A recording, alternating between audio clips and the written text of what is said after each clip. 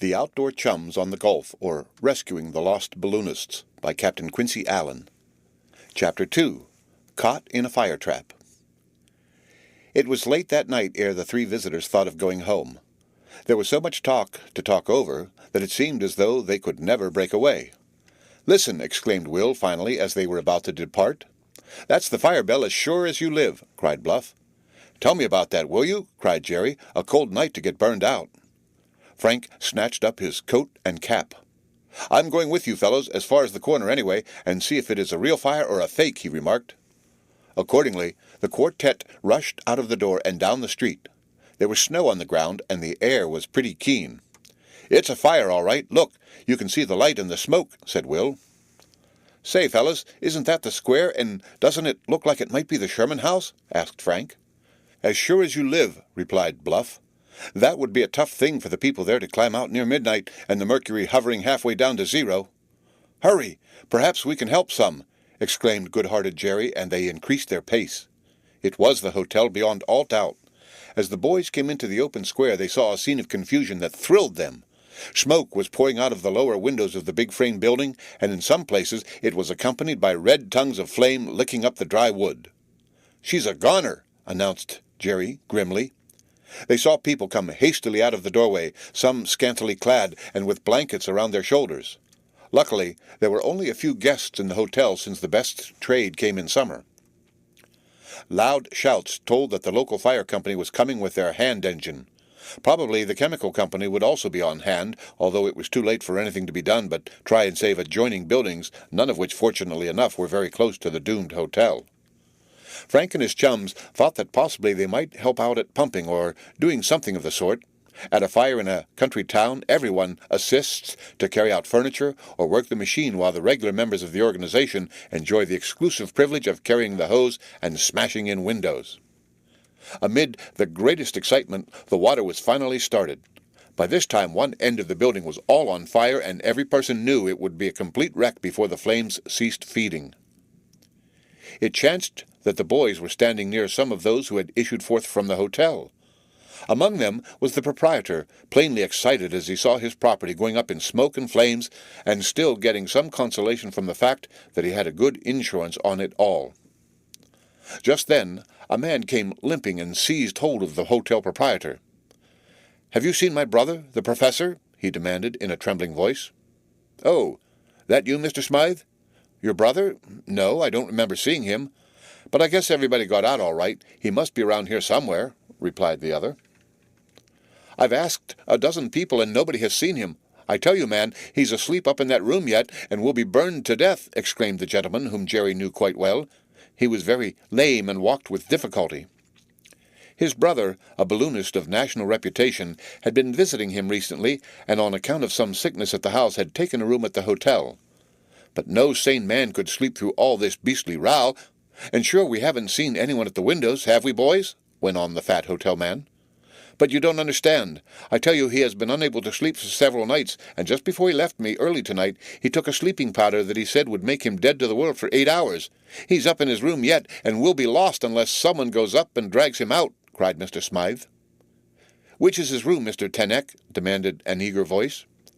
The stout hotel man looked at the speaker, who was none other than Jerry. "You see that window over there at the end of the house, 3rd floor? That's his room. But the stairs must be ablaze by now, boy. It would be suicide to think of trying to go up there," he cried. "Come on, Frank, we'll take a look in anyhow," shouted Jerry as he dashed off, followed by his chum, equally excited. Still, Frank was ordinarily a cool-headed fellow and accustomed to weighing chances somewhat before imperiling his life. In this case, of course, he knew that more or less risk must be taken if they hoped to save the sleeping balloonist. One look they took in at the front door. The whole place was ablaze. "Get out of the way, boys. We're going to put the hose in there," cried one of the wearers of the fire hats and coats as he advanced. "No chance there," exclaimed Frank in despair as he moved back. Jerry clutched his arm. "Come along with me. Perhaps the back stairs may not be burning yet. They happen to be further along toward the safe side. There's a chance," he panted. Half a minute later, they had turned the corner and were close to the rear exit. "See, the smoke is coming out, but no fire. Shall we risk it?" asked the eager Jerry. Frank swept a quick look above and around. He was weighing the thing in his mind so that they might not be carried by impulse to their doom. It's worthwhile. At the worst, we can jump into that tree from the window, and it's just terrible to think of the professor sleeping on until he is caught. Lead the way, Jerry. You know about it better than I do. Remember, on the 3rd floor, and turn to the left." They darted in. Several persons nearby shouted warnings, but the words fell on deaf ears, for already the daring lads were rushing up the narrow stairs. Around them the smoke was dense. It smarted their eyes dreadfully, so that they were compelled to rub them from time to time in order to see at all. Reaching the first landing, Jerry turned to the left. Frank had hold of his chum's coat, for he did not want to get lost in that smoky interior, and Jerry was the one acquainted with the situation. Now they had reached the 2nd flight of stairs. A burst of red fire further along the hall served to show them for a brief space of time how matters stood. Up the stairs they stumbled, gaining the upper landing. Again Jerry turned to the left. "He said the last room, didn't he?" he gasped. "Yes, go on," answered Frank, still gripping his comrade's garment. "Then here's the door." "Shut?" "Yes, and locked too. What shall we do?" exclaimed Jerry. "Kick it in any old way, but we must be quick," answered the other. Then the two threw themselves upon the door. It quickly gave way before their combined assault. They pushed into the room. The smoke had gained a footing here, but on account of the closed door, it was not nearly so bad as in the halls. Immediately they saw a figure stretched across the bed. The balloonist had evidently been overcome by sleep before he thought to undress, and dropped over just as he had come from his lame brother's house. "Wake up, Professor! The house is on fire!" shouted Frank in the ear of the man. Jerry, meanwhile, was shaking him vigorously, but all their efforts seemed to be of no avail. The man slept on as peacefully as though a babe, such was the power of the drug he had taken. "We can't stay here long," said Frank, as the smoke thickened in the room. "And as he won't wake up, why, we'll have to try and carry or drag him down."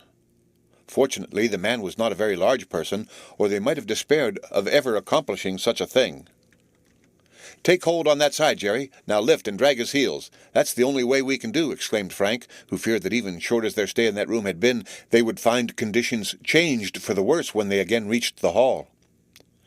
The professor paid not the least attention to what they were doing. He had possibly taken an overdose of his sleeping powder, and only for the coming of the two chums must have perished miserably like a rat in a trap. When Frank threw open the door of the room again, he uttered a cry of alarm. The back stairway was a mass of flame. Although hardly more than 2 minutes had passed since they came up those stairs, it was now manifestly impossible to pass down again. He slammed the door shut and found Jerry staring at him in the half-light. "Talk to me about your fiery furnaces. That beats them all," exclaimed Frank's chum, as he let go the professor's shoulders. "What shall we do now?" Frank ran over to the window and threw up the sash. He looked out and then came back to where Jerry stood, trembling with excitement. Frank was as cool as ever in his life. "There's a chance, Jerry," he shouted. "No fire below. Take hold here. Tear up these sheets and knot them into a rope. Work for your life, and if the fire only holds back, we may be able to save both the professor and ourselves. But work! Work!" The end of Chapter 2.